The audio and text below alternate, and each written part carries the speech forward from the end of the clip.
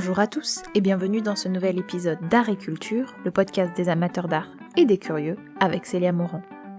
Pour cet épisode, j'ai envie de vous parler des animaliers, ce groupe de sculpteurs qui réalisait principalement des représentations d'animaux au XIXe siècle et début du XXe. Mais comment cette tendance est-elle mise en place et qui sont les principaux acteurs de ce mouvement ? Ne cherchez pas plus loin, nous allons reprendre tout cela ensemble. Installez-vous confortablement et découvrez ou redécouvrez avec moi ces artistes talentueux.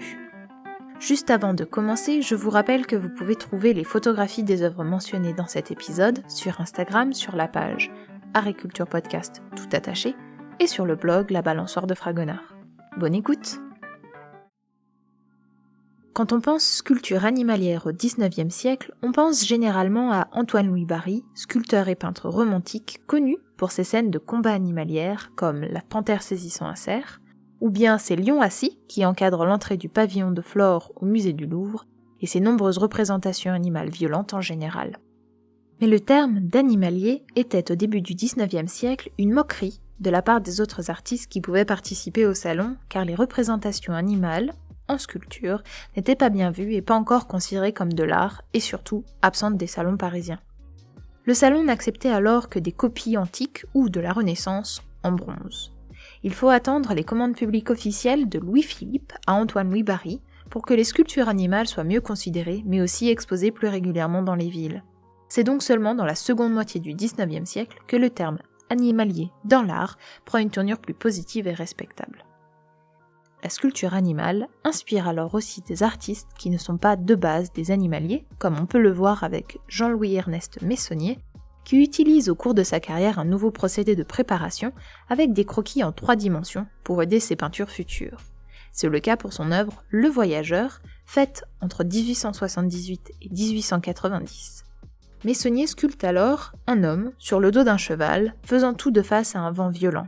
L'homme sculpté en cire porte une cape de cuir et en tissu qui permet d'insister sur l'intensité du vent. Les historiens de l'art pensent que c'est cette œuvre qui a inspiré Edgar Degas à ajouter de la tulle pour le tutu sur sa sculpture La Petite Danseuse de 14 ans. Pour ce qui est des femmes, Rosa Bonheur est elle aussi spécialisée dans la représentation animalière au cours du XIXe siècle. Plus connue pour ses peintures de nos jours, elle a aussi créé de nombreuses sculptures d'animaux qui lui tenaient à cœur. Moutons, bœufs, mais aussi des animaux plus exotiques comme des lions par exemple. La particularité de ces 3 artistes est le réalisme de leur sculpture. Ils travaillent le moindre détail. Les dents et les griffes sorties, les fourrures sont réalisées presque poil par poil, les muscles sont saillants donnant l'impression au spectateur que l'animal va leur bondir dessus. Ce réalisme va progressivement disparaître au cours du XXe siècle au profit de 2 nouveaux courants. Le premier de ces courants est l'impressionnisme. Les artistes réalisent des sculptures rapidement avec des gestes précis sous leurs doigts, un peu comme les peintres avec leurs pinceaux. Le résultat fait alors penser aux touches de peinture laissées par les peintres impressionnistes sur leur toile.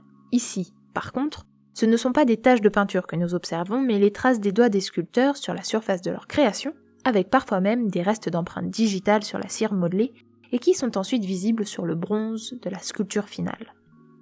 Rembrandt Bugatti est l'artiste qui entre le mieux dans cette catégorie. Né en 1884 à Milan, Rembrandt Bugatti est considéré comme un des plus grands animaliers du XXe siècle sur sa courte carrière qui ne dure qu'une 12aine d'années.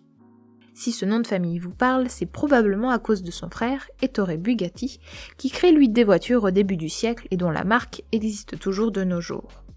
Rembrandt Bugatti a appris à observer la nature auprès de son oncle, le peintre impressionniste suisse Giovanni Segantini. On l'incite alors à manier de la pâte à modeler pour créer ses propres œuvres.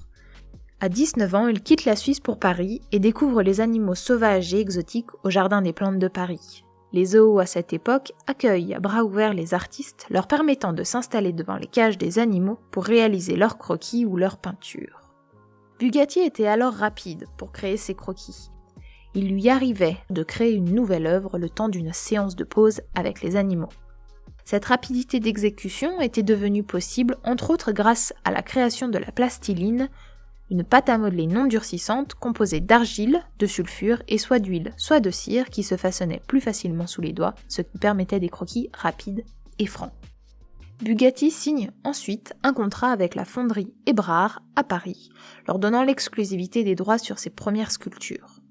Hébrard est une des 2 nouvelles fonderies parisiennes réalisant la technique de la cire perdue à cette époque, permettant la création de bronzes beaucoup plus précis. S'ensuivent de riches années de production. Bugatti pouvait faire fondre jusqu'à 30 nouveaux bronzes chaque année. C'était alors un artiste prolifique et son travail était couronné de talent, gagnant de nombreux prix entre la France et l'Italie.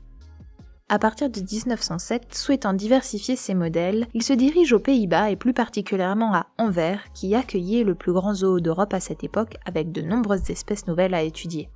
Le zoo avait même des salles spéciales où les artistes et les animaux pouvaient être présentés l'un et l'autre, permettant des études plus précises des animaux. Cependant, à partir de 1913, la santé mentale de l'artiste se détériore. Avec la guerre, les animaux dangereux du zoo d'Anvers sont tués, ce qui affecte particulièrement le sculpteur. En 1916, lorsque Rembrandt revient sur Paris, il trouve la fonderie Hébrard fermée, ses proches se sont dispersés pour fuir la capitale en temps de guerre, retournant en Italie, ses œuvres ne se vendent plus, et c'en est trop pour lui. Il se suicide le 8 janvier 1916, à 31 ans.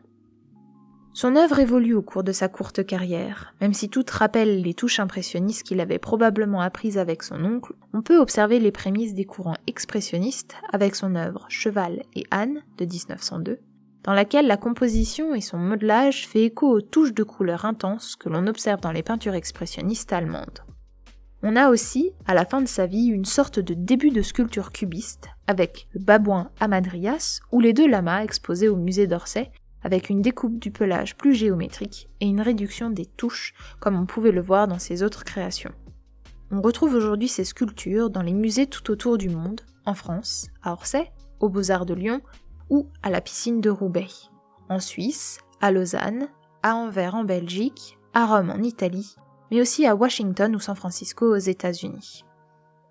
L'autre courant artistique chez les animaliers qui se développe est le courant guidé par François Pompon et Édouard Sandoz, qui jouaient avec les formes et les volumes lisses. Ici, les animaux ne sont pas en mouvement, mais ils sont posés, calmes, installés non pas sur des bases rappelant la terre ou l'herbe, mais sur des blocs géométriques, comme posant pour le sculpteur. Pourquoi un tel changement, me direz-vous ? Les artistes n'avaient plus à faire une copie de l'animal, car cela faisait trop classique. Mais il leur fallait seulement recréer un aspect propre de l'animal qui permettait de l'identifier. Nous nous trouvons aussi à cette époque dans les années 1920, l'art déco est à son apogée et demande alors ordre, couleur et géométrie aux artistes qui veulent suivre ce mouvement. Ces animaux aux formes lisses et plus géométriques sont particulièrement appréciés dans les intérieurs chics et dans cette société plus moderne. Ce courant donc plus moderne est guidé par 2 artistes, François Pompon et Édouard Sandoz. Commençons par François Pompon. Né à Saulieu, en France, en 1855, il est tout d'abord formé en tant qu'artisan menuisier et ébéniste dans l'atelier de son père, puis il se forme chez un tailleur de pierre travaillant sur les monuments, lui donnant une formation traditionnelle et complète qu'il utilisera tout au long de sa vie.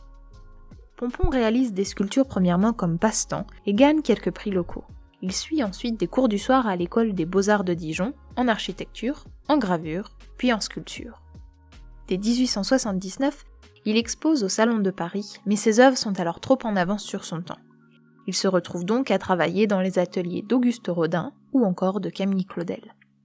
C'est au début des années 1900 qu'il se spécialise dans la représentation animale, observant les animaux du Jardin des Plantes, mais aussi à la ferme lors de ses congés en Bourgogne. Dès 1900, il vend les droits de fondre ses sculptures à Hébrard, qui organise sa première exposition 19 ans plus tard dans sa galerie. Il commence alors à se faire un peu plus connaître. Mais il faut attendre 1922 pour que François Pompon rencontre le succès qu'il mérite. Au Salon d'automne cette année-là, il présente son ours blanc aux formes simplifiées, aux surfaces lisses et aux lignes adoucies. Cet immense animal est d'une grande modernité pour 1922 et plaît énormément. Au cours des 12 années qui suivent, l'ours blanc est retravaillé sous d'autres matériaux et devient un classique de la sculpture moderne. Le musée d'Orsay possède un exemplaire dans ses collections depuis 1986 et on retrouve encore de nos jours dans les boutiques des musées des copies en plus petit format de cet ours blanc. Pompon continue ensuite la sculpture jusqu'à sa mort en 1933 avec d'autres animaux comme des panthères ou des hippopotames, des colombes, des sangliers, des cerfs, des animaux de la basse-cour aussi avec des coqs, des oies. Ces œuvres sont elles aussi dans les collections de musées importants. Le Museum of Modern Art de New York, au musée de sculpture en plein air de Middenheim, en Belgique, au Petit Palais et au musée d'Orsay à Paris. Édouard Sandoz, de son côté, est né en 1881 en Suisse italienne d'un père chimiste à l'origine du groupe pharmaceutique Sandoz.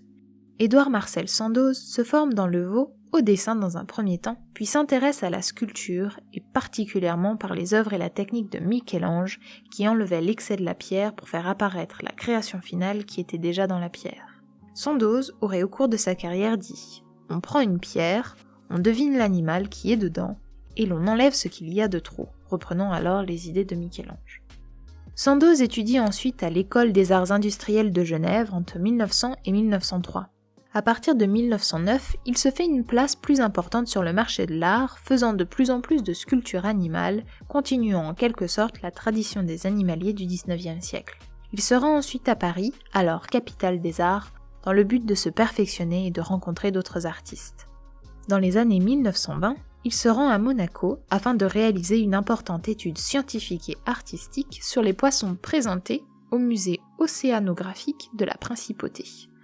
S'ensuit une série de poissons réalisés dans un style moderne, illustrant les capacités d'observation et artistique d'Édouard Sandoz. La série se compose de murènes, qui prennent la forme de couteaux à papier, de raies, qui servent de vide-poche, de poissons-voiles, qui semblent voler maintenus uniquement par ses nageoires inférieures et dont les lignes rappellent le mouvement Art Nouveau du début du siècle. C'est aussi au cours des années 1920 qu'il réalise ma série de sculptures préférées, les Fennecs. Sculptés individuellement, assis, couchés ou bien par groupe de 3, de 8 ou même de 10 animaux, chacune de ces représentations du Fennec est d'une exactitude et d'un réalisme fou tout en gardant cet aspect très moderne propre à sa sculpture. Dans les archives photographiques de l'artiste, on peut voir que pour parvenir à ce réalisme, Édouard Marcel Sandoz avait adopté un Fennec. En 1939, pour l'exposition universelle de New York, il expose ses œuvres dans les pavillons français et suisses. Cet événement lui permet d'obtenir une reconnaissance internationale. Au cours de sa carrière, il s'essaye à différents styles, art nouveau, cubisme, art déco, mais aussi à différents matériaux, céramique ou porcelaine, verre, marbre, onyx, pierres semi-précieuses, bronze et métaux précieux. Mais aussi à la peinture, que nous connaissons moins en général car il représentait plus souvent des paysages et des fleurs et non pas des animaux qui l'avaient rendu célèbre. Il meurt en 1971 à 91 ans. On retrouve ses œuvres à lui aussi dans les plus grands musées internationaux, le MoMA à New York, le Centre Pompidou à Paris, ou encore au Victoria et Albert Museum à Londres. De nos jours, les sculpteurs animaliers sont toujours présents et prolifiques. Mes sculpteurs animaliers préférés contemporains sont, entre autres, Nick Bibi et ses représentations d'oiseaux d'une grande précision, et mon coup de cœur absolu pour ses petites souris accrochées à des branches ou posées sur des feuilles, Michael Cooper et ses sculptures en marbre d'escargots géants, ou encore de loutres aux lignes douces et aux surfaces lisses, et enfin Anita Mendel et ses sculptures de petite taille représentant divers animaux, rappelant le travail de François Pompon. J'espère que cet épisode dédié aux animaliers vous a appris plein de nouvelles choses sur ces sculpteurs talentueux et vous a donné envie d'en savoir un peu plus sur ces spécialistes des animaux. N'hésitez pas à vous abonner à Ariculture sur votre plateforme d'écoute préférée pour ne rater aucune sortie et à me suivre sur Instagram sous le pseudo Ariculture Podcast tout attaché ou Facebook sur La Balançoire de Fragonard pour les annonces des prochains podcasts. À bientôt pour de nouvelles découvertes.